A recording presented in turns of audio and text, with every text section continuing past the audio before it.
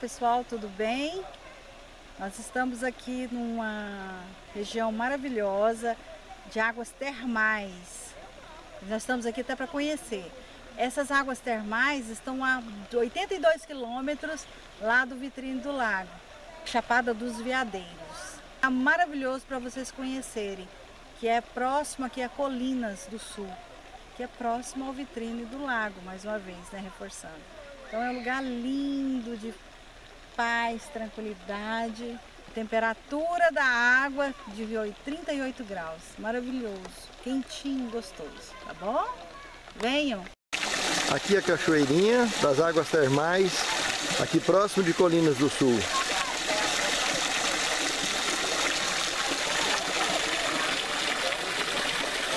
Piscina com 38 graus, temperatura.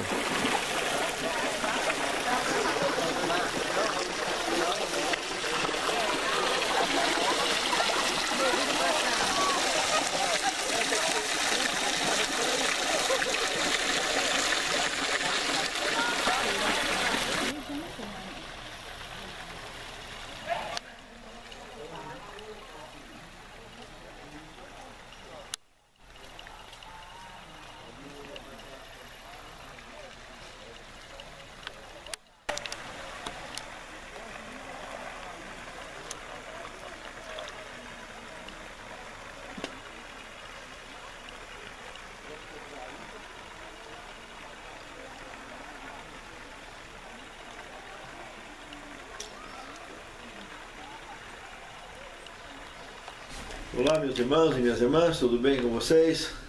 Hoje, mais uma vez, felizes estamos de podermos juntos estudarmos a Palavra de Deus. Eu gostaria, antes dessas considerações, de convidá-los para uma palavra de oração. Santo Deus, muito obrigado, Senhor, por permitir mais esse momento em nossas vidas, onde buscamos sempre em Ti o alimento que sustenta a nossa fé. Nos abençoe ao abrirmos a Tua Palavra, que possamos compreender, termos condições de praticar e, principalmente, a habilidade necessária para ensinar aqueles que nos cercam. Te pedimos essas bênçãos e agradecemos em nome de Jesus. Amém, Senhor. O tema de hoje é muito interessante, né? O nobre príncipe da paz. Que assunto lindo esse aqui. O verso principal nós temos em Isaías capítulo 9, verso 6, que diz o seguinte: um menino nos nasceu, um filho se nos deu, o governo estava sobre seus ombros, e o seu nome será Maravilhoso Conselheiro, Deus Forte, Pai da Eternidade, Príncipe da Paz. Vários nomes, todos conectados com as atividades, a personalidade e características desse Príncipe da Paz, o nosso Salvador.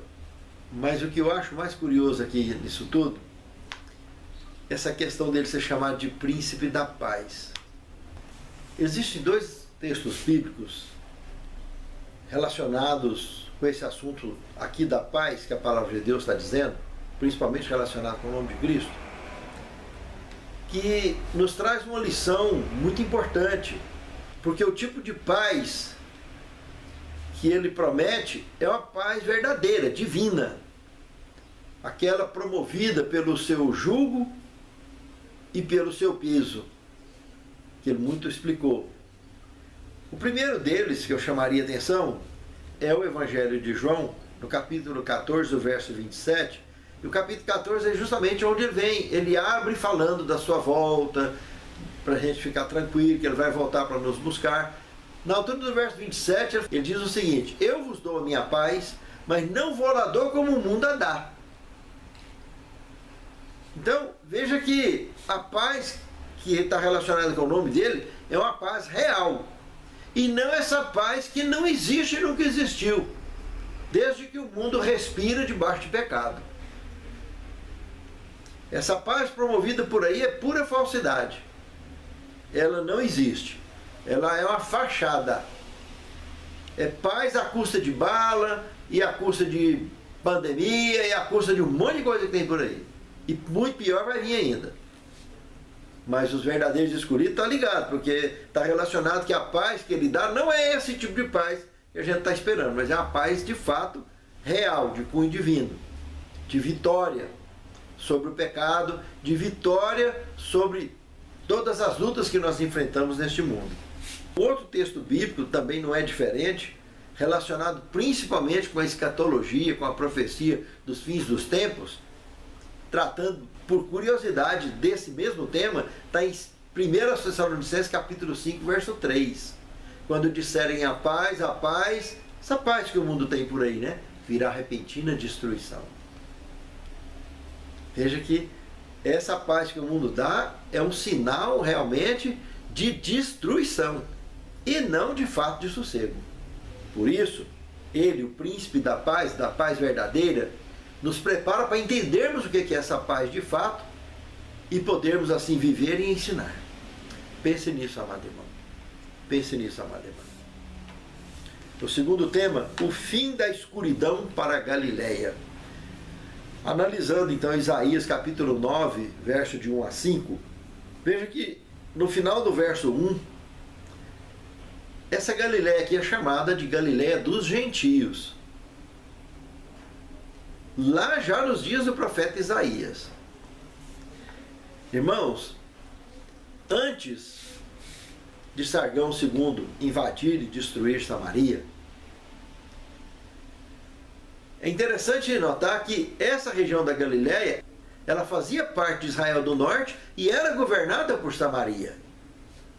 Mas após a destruição de Sargão II, os assírios então, mais tarde então chamados de babilônicos, por causa da região e do sucesso e o êxito iniciado por Nabucodonosor na região de Babilônia, passou a ser a sede de domínio internacional, e vários outros povos depois passou a dominar essas regiões todas, como a Medo-Pérsia, como a Grécia e Roma, e nos dias de Cristo então já era domínio romano isso aqui. Mas a cidade propriamente de Samaria era onde se resumia o pouco que restou dos então conhecidos como samaritanos. As outras regiões já estavam bem mescladas, mas a inimizade praticamente entre judeus e samaritanos estava focada entre as cidades de Jerusalém e Samaria, mas com reservas estendidas para todo quanto foi lá. Mas basicamente nessas duas regiões, nessas duas cidades. Então a Galileia aqui mencionada, tanto nos dias de Isaías quanto nos dias de Cristo, ficou conhecida como Galileia dos gentios. Na lição passada nós comentamos sobre Tiglat-Pileser III, o antecessor de Sargão II. Ele iniciou as incursões por causa daquela relação com o rei Acaz, lembra? Da propina, do mensageiro que ele mandou. Pois é, naquela jogada eles já vieram e começaram a invadir a região de Samaria, conquistando a região da Síria logo acima também. A Galileia foi um dos primeiros pontos a ser dominados pelos assírios. Em seguida a Síria também, mais em cima um pouquinho, foi dominada. Nos dias já de Tiglat-Pileser III. Depois viria Sargão, que destruiria e esparramaria com o povo sobre a face da terra, dessas regiões. De Samaria como Israel do Norte de um modo geral, e Síria também. Por isso que o profeta Isaías aqui no capítulo 9, verso 2, está falando que viria uma luz muito especial ali em cima. Também o contexto da profecia diz que o primeiro a ser dominado seria o primeiro a ser libertado também. Ou seja, a receber essa luz.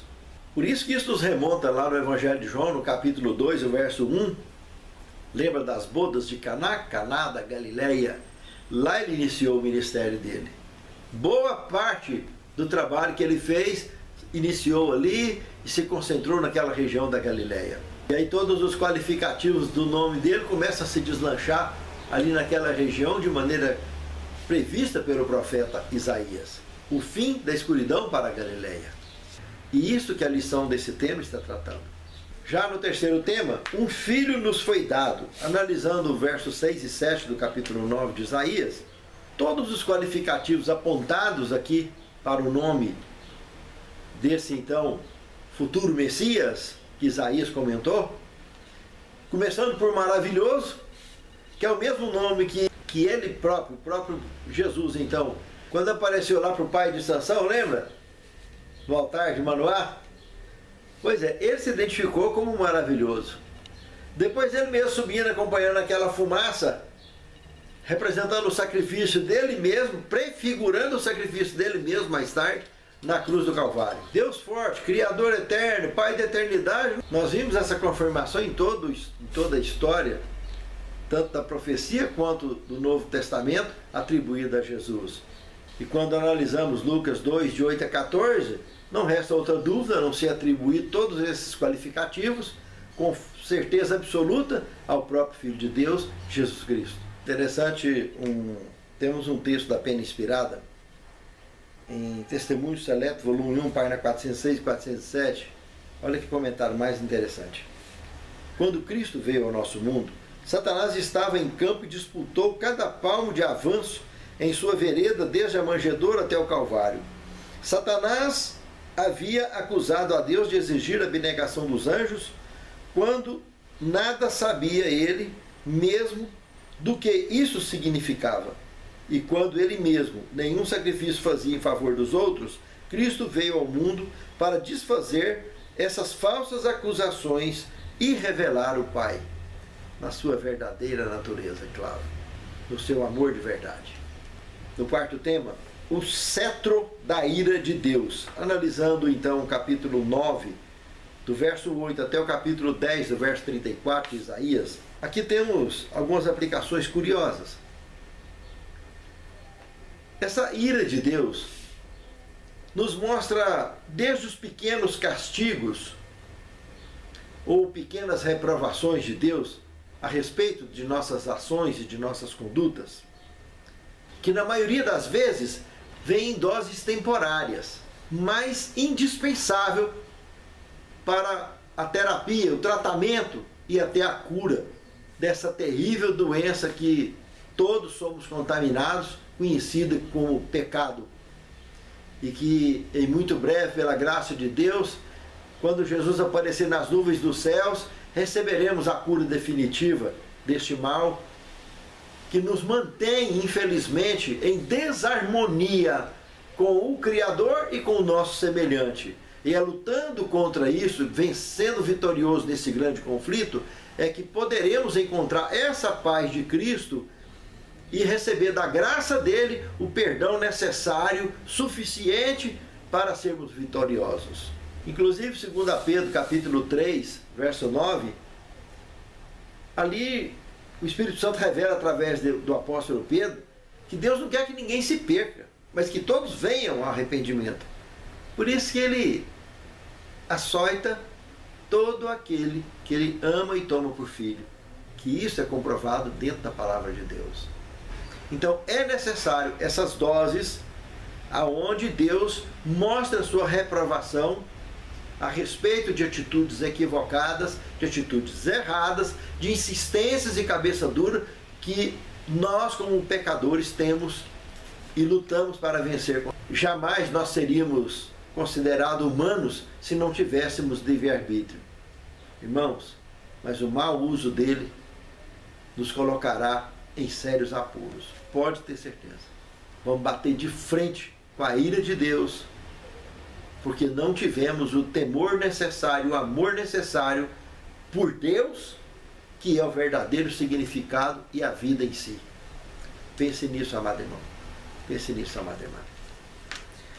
No quinto tema, temos uma mensagem muito curiosa. Raiz e renovo em uma só pessoa. Analisando agora o contexto do capítulo 11 do livro de Isaías. Irmãos, observe aqui que diz que o Messias viria da raiz de Davi, filho de Jessé, o rei Davi. E que nessa raiz nasceria um broto novo, que já é um detalhe bem curioso isso aí. Mas vamos entender direitinho isso aí. Maria e José. Alguns estudiosos atribuem equivocadamente que Maria seria da tribo de Davi. E não é. José era da tribo de Davi. Mas cá entre nós sabemos que nenhum e nem outro era pai de fato. de Jesus, porque a forma de gestação que Maria recebeu foi algo vindo divinamente de Deus, apenas ela cedeu uma barriga de... mas a origem dele era completamente divina. Agora, ele, ao receber o sangue de Maria, é onde começa a beleza desse assunto. Ele recebe a nossa natureza, através do sangue de Maria. Se fez como um de nós, nasceu com a nossa feição, com as nossas características. Aqui é onde ele deixou a sua condição de pureza divina no céu e assume a forma humana completamente. E depois que ele morre, ele ressuscita e ninguém reconhece ele. Por quê? Porque ele reassumiu a forma pura dele, divina, plena, que ele havia deixado para poder fazer parte da nossa estrutura. Por isso ele não foi reconhecido por ninguém. E precisou de conviver, passar mais 40 dias aqui, interagindo conosco, com a nossa raça, para que eles estivessem seguros que ele é o Filho de Deus. Mas vamos lá. Vamos buscar a prova bíblica de que Maria, de fato, não era da tribo de Judá. Lucas capítulo 1, verso 5, ela era prima de Isabel, a mãe de João Batista. E aqui está dizendo que Isabel era levita, era da tribo de Levi. Então, de cara, já ficou comprovado que Maria, que tinha ido visitar a sua prima, era levita também, e inclusive filha de um sacerdote. Então vamos por aí. Lucas 3, de 23 ao 31, nos afirma então que José era da tribo de Davi. Mas esse casamento com membros de outras tribos era comum, não era muito incomum no meio de Israel. Eles buscavam, evidentemente, firmar entre tribos, mas acontecia. Inclusive, no próprio Araão, lembra, irmão de Moisés, ambos levitas? Araão era casado com Eliseba. Eliseba era filha de Abinadab. Abinadab era da tribo de Judá. Se você observar em Êxodo 6, 23, você vai ver que Eliseba, a mulher de Araão, era irmã de Naasson. E Números capítulo 7, verso 12, mostra que esse irmão de Eliseba era da tribo de Judá. Ou seja, o filho de Abinadab, irmão de Eliseba. Então isso já era comum, esse tipo de união desde o Israel antigo. E aqui não foi diferente, José e Maria da mesma forma. Mas a grande questão em si é que, eu já disse, que nem José e nem Maria eram pais legítimos, biológicos de Jesus. A origem dele é completamente divina.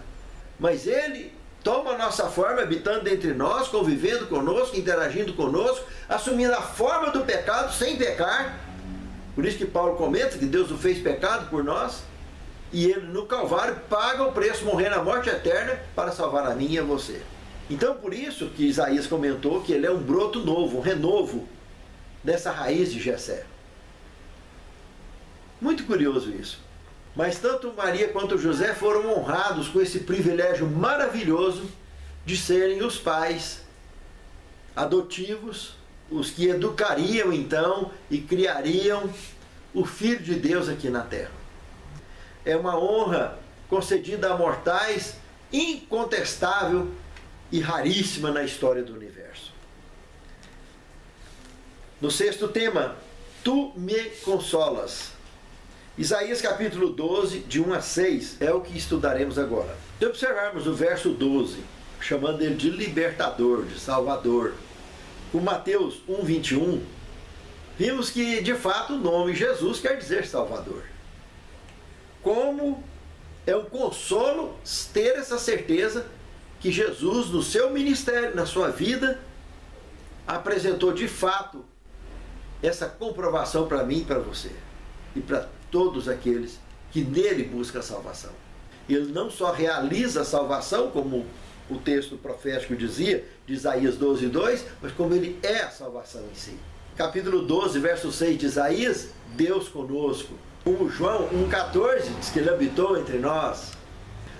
2 Coríntios 5, 21, Deus o fez pecado por nós. Efésios 2,14, ele é a nossa paz. Não é para menos que o texto de Isaías, capítulo 11, verso 10, apresenta que a raiz de Jessé é o estandarte para todas as nações, né?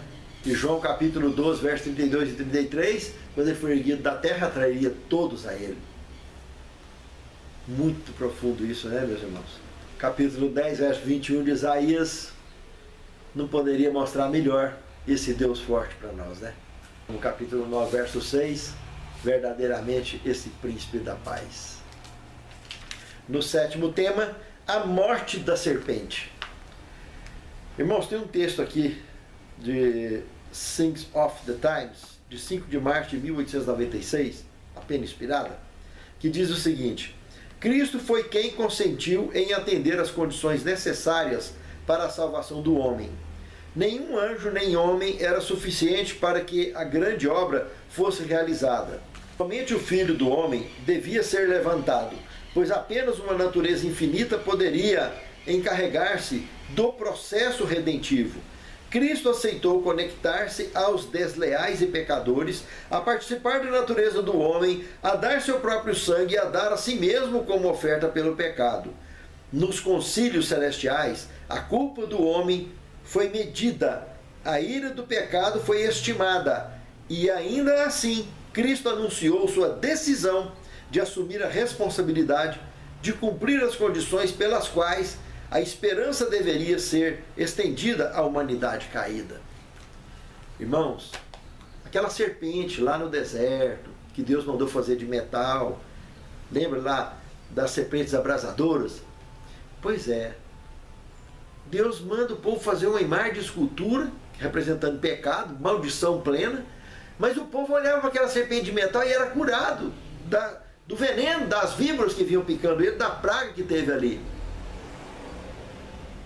Aquela serpente de metal, representando Satanás e não um cordeiro, foi justamente para mostrar, quando Jesus explicou isso para Nicodemos, lá no Evangelho de João, capítulo 3, verso 14, está lembrado? Assim como Moisés ergueu a serpente no deserto, eu também serei erguido da terra, e atrairei todos a mim. É isso que ele estava dizendo, ele ia morrer a morte da serpente, por isso que ele suaria sangue no Getsemane. Sangue, Deus o fez pecado por nós, irmãos. Ele assumiu a condição pecaminosa. Apocalipse 1:5, primogênito dos mortos, ele foi o primogênito dos mortos, porque ele foi o único que morreu a morte eterna até hoje. Ele morreria a morte da serpente. Foi isso que representou aquela serpente lá no deserto. Estava mostrando o Salvador, pagando o preço nosso, morte eterna. Ele pagou o preço e ressuscitou justamente porque ele não tinha pecado. Se ele tivesse pecado, não teria ressuscitado. Perderia a condição de ter vida em si mesmo, ou de ser divino, porque ele estava vivendo um período absolutamente humano, em obediência e fé plena ao divino propósito, ao divino Pai. E ele foi vitorioso. Por isso ele ressuscitou da morte eterna, mas ninguém jamais teria condição de ressuscitar da morte eterna, justamente porque não tem vida em si mesmo, porque não é divino, não é Deus. Somos criaturas, tanto nós quanto anjos. Pense nisso, amado. Que o Senhor seja louvado para todo sempre em nossas decisões e em nossas escolhas. Santo Deus, muito obrigado, Senhor, por nos inspirar com mensagens maravilhosas, preparando o nosso coração e o nosso comportamento para, em muito breve, abraçar contigo nas nuvens dos céus. Prepare-nos, conduza-nos, abençoe-nos. É o que te suplicamos agradecidos em nome de Jesus. Amém, Senhor.